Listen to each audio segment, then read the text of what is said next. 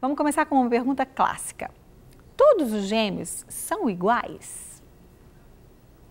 Nem todos os gêmeos são idênticos. Nós temos os gêmeos univitelinos e os bivitelinos.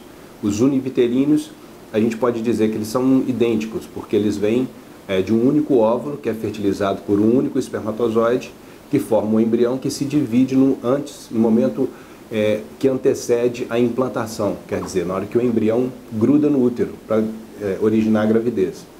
Já os bivitelinos não, eles são originados de gametas diferentes, então são dois óvulos, dois espermatozoides que originam dois embriões, então eles não são idênticos. Bom, uma outra dúvida que é comum entre as pessoas, um gêmeo sente o que o outro sente? E aí, doutor Marco? É mito. O fato de um sentir o que o outro sente, um está triste, o outro também está triste, na verdade isso acaba que a gente consegue encarar como um mito. Embora que alguns estudos falam que pode ser um assunto controvertido. Não existe uma causa, fatores nem positivos nem negativos com relação a isso. Mas, cientificamente, não dá para comprovar esse tipo de relação. Quando os gêmeos são idênticos, é difícil saber quem é quem. Mas e as mães e os pais? Será que eles também confundem? Ou eles têm um truquezinho para descobrir? Isso é mito. Existem casos de que os gêmeos eles são tão parecidos que até a própria mãe tem dificuldade em identificar um e o outro. Os psicólogos até recomendam que se coloque uma pulseirinha ou um cordãozinho em um deles para facilitar, porque os gêmeos, como eles crescem juntos, a comparação é quase sempre que inevitável. Então, do ponto de vista psicológico, se recomenda até que eles sejam tratados diferencialmente e evitar a comparação. Dessa forma, a partir do momento que eles começam a se desenvolver, cada um começa a desenvolver a sua personalidade. E a mãe, geralmente, como ela convive mais tempo com os gêmeos, ela tem maior facilidade de reconhecer um do outro. Diferente de nós, que às vezes nós não temos o contato com os dois. Às vezes o semblante é tão parecido que nós podemos confundir um com o outro. A gente vai saber agora se as impressões digitais dos gêmeos também são iguais. Será? É mito. O fato de ter as impressões digitais,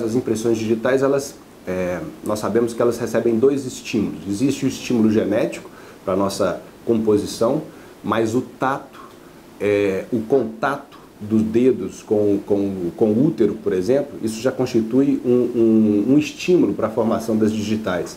Então, apesar deles os dois estarem convivendo ao mesmo tempo, dentro do mesmo útero, a posição, a pressão com que cada um toca o útero é diferente. Isso por si só já faz com que as digitais sejam diferentes. Então, uma forma de distinguir gêmeos também é pela impressão digital.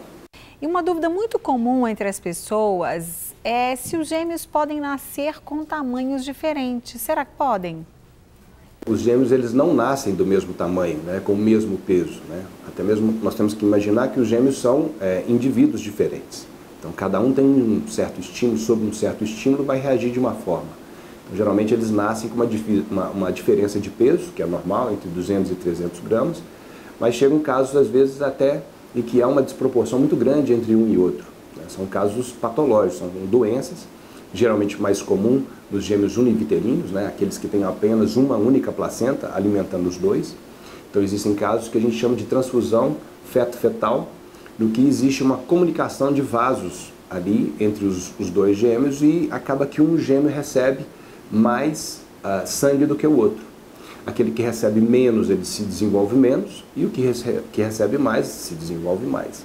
Mas isso é uma complicação, porque às vezes aquele que recebe menos, ele entra num padrão restritivo de crescimento, que pode até culminar com a morte, intraútero ainda, e às vezes ele morrendo, ele começa a passar substâncias vasodilatadoras que ainda complicam ainda mais o desenvolvimento daquele que estava recebendo muito sangue. Então, é uma complicação grave da gestação gemelar univitelina.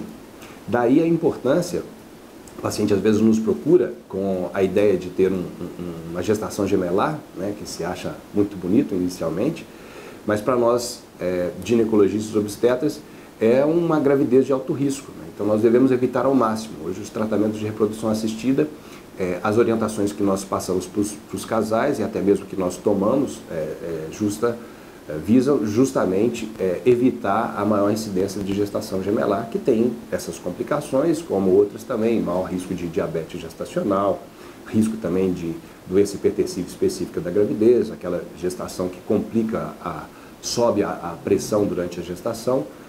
São complicações que nós devemos evitar.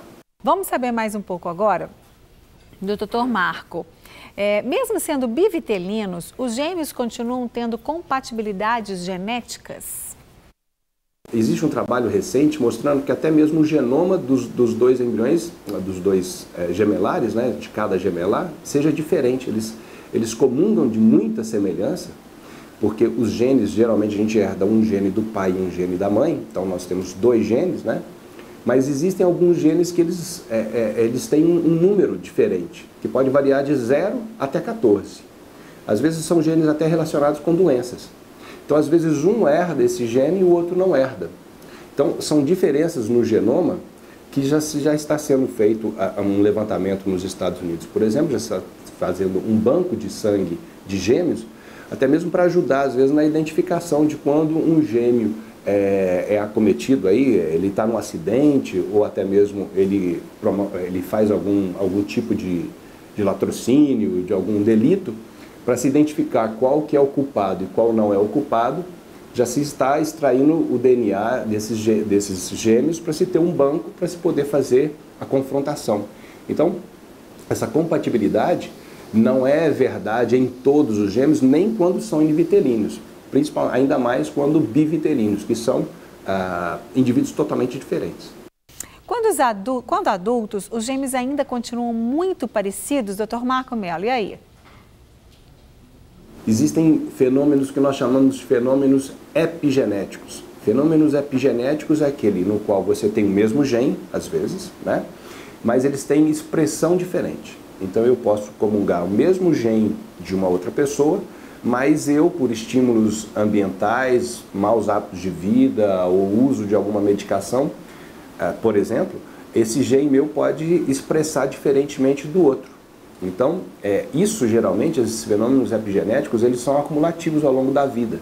Então, esses estímulos genéticos, essas diferenças, elas vão aumentando ao longo da vida. Cada um tem a sua personalidade, ainda que sejam univitelinos, cada um tem a sua personalidade e cada um, a tendência é que se reforce a sua personalidade ao longo da vida. Daí a importância de se estimular desde cedo os gêmeos a serem indivíduos únicos. Não se comparar, não tentar colocar a mesma roupa nos gêmeos. Quando levar para a escola, é um cuidado que as escolas já têm hoje em dia, de não deixá-los na mesma sala, para que um não seja competição para o outro ou forma de comparação com o outro, para que seja estimulada cada vez mais essa individualidade e eles possam ser adultos com uma identidade única e diferentes. Muito bom, isso mesmo, são únicos, né? Muito bom. Bom, não é algo comum, mas será que podem nascer gêmeos de raças diferentes? Imagina o pai de uma raça, a mãe de outra raça e cada um puxa um? Será, Dr. Marco Mello? Verdade, pode nascer gêmeos com cor diferente, um louro e outro com cabelo castanho ou negro, porque eles vão provir de gametas diferentes, né? Nós temos várias, principalmente cor de pele, cor de cabelo, cor de olhos, né? Nós temos várias informações, né? E elas podem se expressar ou não se expressar. Então, às vezes, no indivíduo, num gêmeo, se expressa essa tendência a ser louro, por exemplo, e o outro de ter cabelos negros, né? Até mesmo ondulados. É possível acontecer isso, principalmente, né? Claro, na gestação bivitelina. Do ponto de vista genético, gêmeos podem ser considerados clone? Será, doutor Marco? Essa terminologia para se utilizar clone para gêmeos, eu não considero ser adequada, porque o clone, originalmente, né, ele é um indivíduo que ele é clonado. Então, quer dizer, ele é feito a partir de um outro, né, para se perpetuar o outro. A história da Dolly, nós sabemos que no início dos anos 2000, houve essa ovelha Dolly, né, que foi retirada de uma célula mamária e dela foi feita uma nova ovelhinha, com as mesmas características genéticas, mas não foi considerado totalmente um sucesso e em ser humano não funciona, Porque em todas as nossas células existe um código genético, e nesse código genético tem um DNA, né? E a parte final do DNA tem uma parte que se chama telômero, e esse telômero ele vai encurtando à medida que nós vamos envelhecendo. Então, quando eu tiro a célula de um adulto e coloco no embrião e faço um bebê, esse bebê, ele nasce, mas já com uma informação de um idoso. Então, a longevidade dele, é claro que não seria a mesma de um outro indivíduo, né? Então, em termos de clonagem, se nós formos transferir isso para o embrião, que o gêmeo vem de um mesmo embrião, não dá para a gente considerar como um clone. E sim que eles vêm de um mesmo embrião e em algum momento da evolução deles, eles se separam, esse embrião separa a sua carga genética, suas células, e origina 2 indivíduos. Para receber todas as novidades do canal, inscreva-se e se curtir o vídeo, clique em gostei. Aproveite para acompanhar a Rede Super nas redes sociais.